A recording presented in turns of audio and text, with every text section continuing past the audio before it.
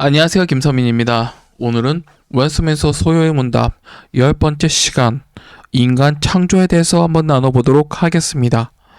오늘 나눌 문답은 신문입니다. 지난번 11문을 나눴죠. 왜냐하면 창조와 섭리라고 했는데 창조 섭리 연결해서 설명하고자 이렇게 띄어서 설명하도록 하겠습니다. 신문입니다. 신문. 하나님은 사람을 어떻게 창조하셨습니까? 답.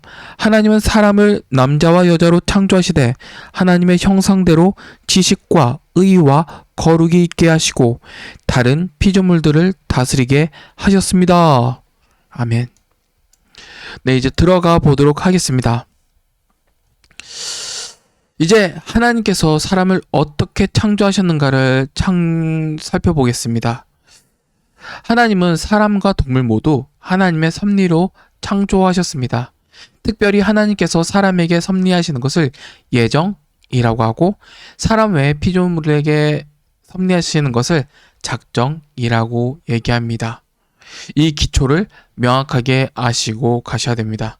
예정은 사람에게 섭리된 것이고 작정은 피조물에게 섭리된 것이다 라는 것이죠.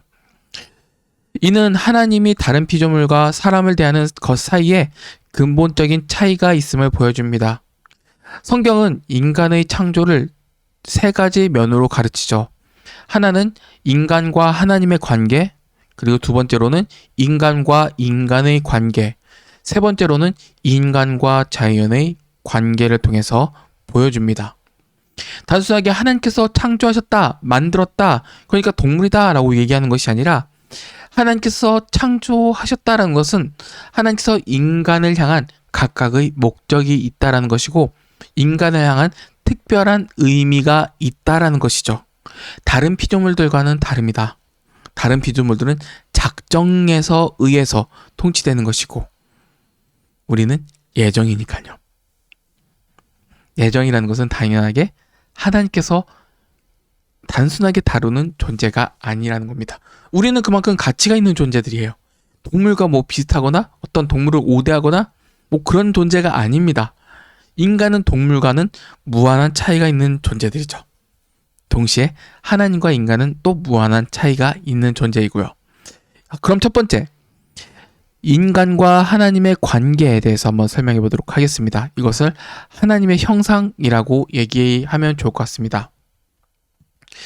창세기 1장 1절부터 보면 창조의 과정이 순서대로 진행되고 있다가 인간을 창조하는 26절에 이르면 아주 큰 전환점을 이루게 됩니다. 삼위 하나님께서 회의를 하고 계시죠. 일반적인 명령을 통해서 창조된 다른 피조물들과 달리 하나님께서 사람을 창조하실 때는 삼위 하나님의 신적 회의가 있었습니다. 뭐죠? 창세기 1장 26절에 우리의 형상을 따라서 우리의 모양대로 우리가 사람을 만들고 라는 얘기가 있죠. 모양과 형상이라는 말은 같은 표현입니다. 히브리어에서는 같은 내용을 다른 단어로 반복하는 표현을 사용한 거죠. 예전에 신대원 1학년 때 이걸 배웠거든요. 최홍석 교수님께서 가르쳤는데 진짜 빡셌습니다. 진짜 과연 같은 표현일까 하는 그 논쟁도 있었고요. 다르진 않아요. 같아요. 이 말씀은 사람이 하나님을 닮은 존재로 특별하게 창조되었다라는 것이죠. 자녀가 부모를 닮듯이 하나님은 인간을 하나님 닮도록 창조하셨습니다. 그래서 다른 모든 피조물을 통해서도 하나님의 영광이 드러나지만 사람에게서 하나님의 영광이 더 드러나도록 사람을 지으신 것입니다. 이것을 넓은 의미에서 하나님의 형상, 지정의라고 얘기하죠. 그렇다면 우리에게 있는 하나님의 형상은 이 지정의가 과연 정확하게 무엇일까요? 동물의 경우는 본능에 따라 행동할 뿐 그들의 지식이 증가하진 않습니다. 그러나 인간은 사람의 분별, 기억, 판단, 추리, 상상 등 정신적이고 이성적인 사고를 합니다. 하나님은 인간에게 지성을 주셔서 무한하시고 영원하신 하나님을 알게 하셨죠. 그리고 놀라운 지성과 오감을 가지고 우리를 지으신 하나님을 알 수 있도록 예배자로 지으신 것입니다. 이것이 매우 중요합니다. 저는 거의 많은 곳에서 지정의로 예배를 드려야 되는데 지식이 무시된 경우를 정말 많이 봅니다. 이렇게 웨스민스터 소요리 문답을 공부하잖아요. 많은 사람들이 얘기하기는 김선민은 영적이지 않고 지적이다 라고 얘기하시는 분들도 계십니다. 저 기도하고 이거 녹화합니다. 사람들의 인기는 없지만 영적이지 않나요? 진리를 이해하는 것, 진리를 아는 것은 하나님께서 지식이라는 것을 허락해 주잖아요. 왜 지식을 허락해 주셨을까요? 생각 없이 믿으라? 그건 불교죠. 불교가 그런 류예요. 그리고 부패한 중세시대 로마 카톨릭 그렇게 믿었어요. 신비주의라고 얘기하죠. 그냥 맹신하라. 그리고 저 같은 목회자가 얘기를 하면 물음표를 가지고 혹시나 이거 따지고 싶다라면 따지러 오세요. 그게 당연한 거예요. 그리고 알려주고 그것을 통해서 그것이 참 성경이 맞는 것이라면 진리로 아멘하고 믿고 그 성도의 신앙이 깊어지는 것이죠. 그리고 그것을 통해서 예배하게 되는 것이죠. 하나님에 대한 지식이잖아요. 하나님은 그 지식으로 예배를 받기 원하십니다. 그래서 제가 예전에 그 부서 사역을 할 때마다 항상 얘기했던 게 있어요. 제발 생각 좀 하고 신앙생활 좀 하자. 하나님께서 내를 주신 이유는 무엇인가? 생각하고 신앙하자. 아무튼 진짜 중요한 겁니다. 저도 그래서 좀 각각 이건 사람마다 논쟁이 있을 것 같은데 저는 방언 기도를 안 해요. 모르고 기도하는 거 좀 못하겠거든요. 내가 하나님께 무엇을 드린지 알아야 되잖아요. 진리를 통해서 이해하고 그다음에 나는 하나님께 내 신앙을 고백을 합니다. 하나님이 어떤 분이신지 그의 아름다움과 높으심을 기도를 통해서 토해내고 또한 하나님의 뜻이 이루어진 것 같이 이 땅 가운데 이루어지도록 엎드립니다. 나에게도 이루어지도록 엎드립니다.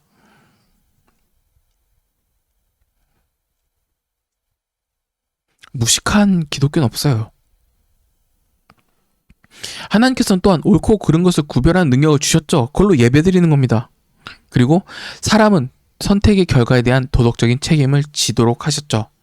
그렇기 때문에 법이 중요하고 그렇기 때문에 말씀이 중요합니다. 하나님은 인격적인 특징을 주셨습니다. 지성과 감성과 의지를 주셨죠. 이러한 인격적인 요소가 있기 때문에 우리가 정당하게 하나님을 알 수 있고 사랑할 수 있고 순종하든지 불순종할 수 있는지 반응할 수 있는 것입니다. 하나님은 완전한 거룩함을 지니신 분이시지만 사람은 선이나 악을 택할 수 있는 존재로 지음받았습니다. 그러나 인간은 아담의 불순종으로 인해 하나님을 대적하는 악의 선택을 하게 되었죠.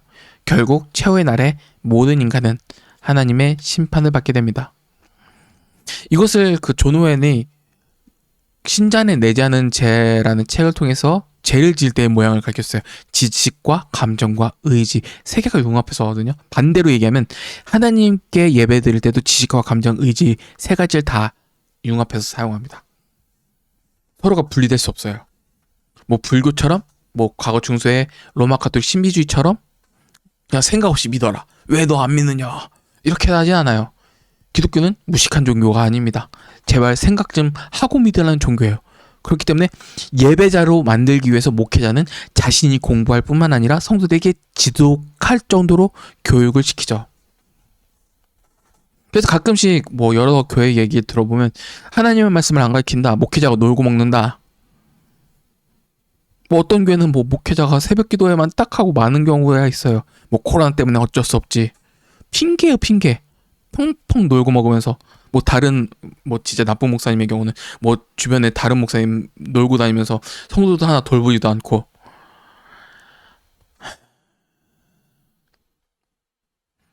그러면서 코로나 핑계 다 대죠. 다른 핑계 다 대고 소명 없는 거예요. 그건요. 빼박 소명 없는 거. 하나님 심판대 앞에서 반드시 서고 하나님 심판받아요. 명확하게 얘기하면 자신이 신자인지 불신자인지 그 고민부터 해야 돼요. 명확하게 얘기하면 소명 없이 어떻게 심판대 앞에서 어떻게 서요? 하나님께서 목회자한테 주신 명령을 가르치라는 것이고, 나 심판대 앞에 섰을 때 난 떳떳해야죠. 뭐 평생 떳떳할 수 없는 인생이지만 그래도 어떻게 조금이라도 부끄러움 없게 살아가지고, 내가 소명 부르신 하나님 목적이 명확한데 펑펑 놀고 새벽 교도에만 나오고 그 다음에 교회 출근도 안 하고, 분명히 하나님께서 심판하십니다.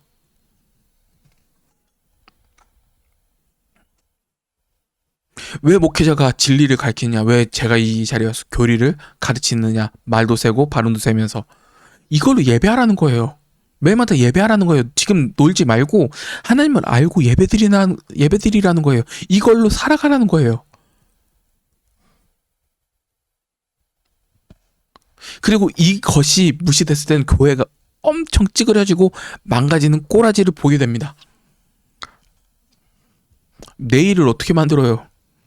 장로교회법 자체가 목회자가 교육하지 않으면 안 돌아가는 체계로 만들어놨어요.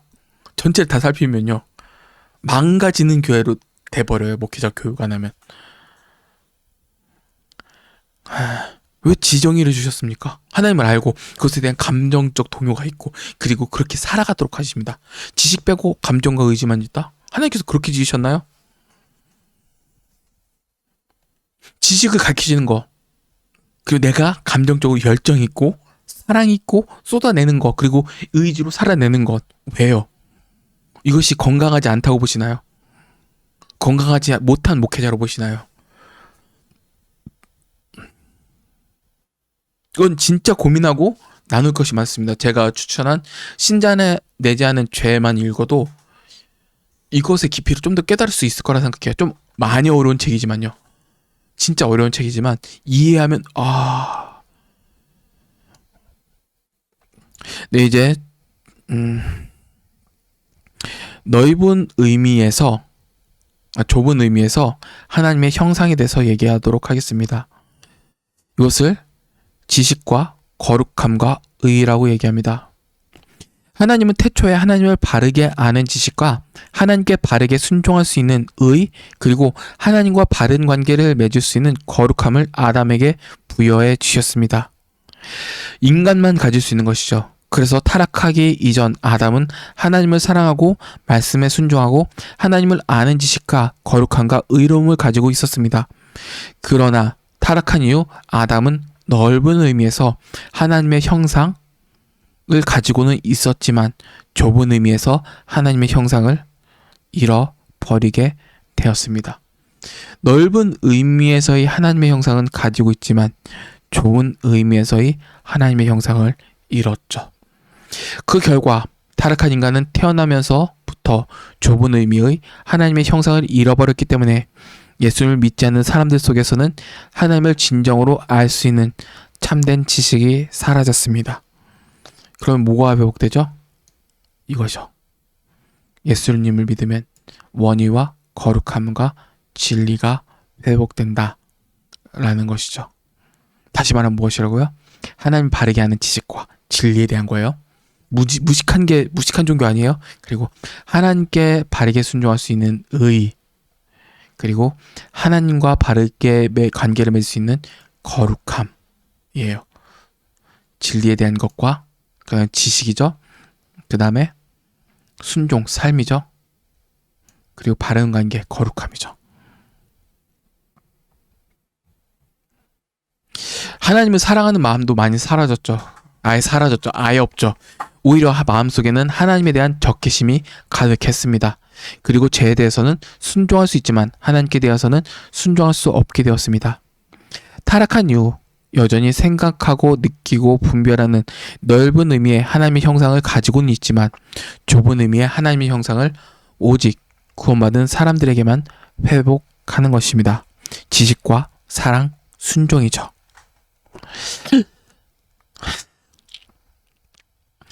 하나님이 사람을 자신의 형상대로 만드신 것은 하나님과 깊은 교제를 하시기 위함이었습니다.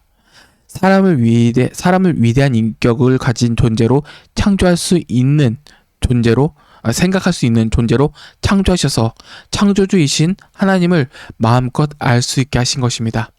그러므로 사람으로 하여금 하나님의 위대하심을 발견하고 주님의 아름다우심을 찬양하며 성삼위 하나님께 영광을 돌리게 하며 사람과 기쁨을 누리는 아름다운 교제를 원하셨던 것입니다. 저는 이런 모습을 레위기에서 많이 봤어요. 레위기는 진짜 펑펑 울면서 읽는 책인데. 그럼 두 번째, 인간과 인간과의 관계. 남녀의 관계성이라고도 할 수 있죠. 하나님은 사람을 만드실 때 두 번째 특징은 남자와 여자를 창조하셨다라는 것입니다.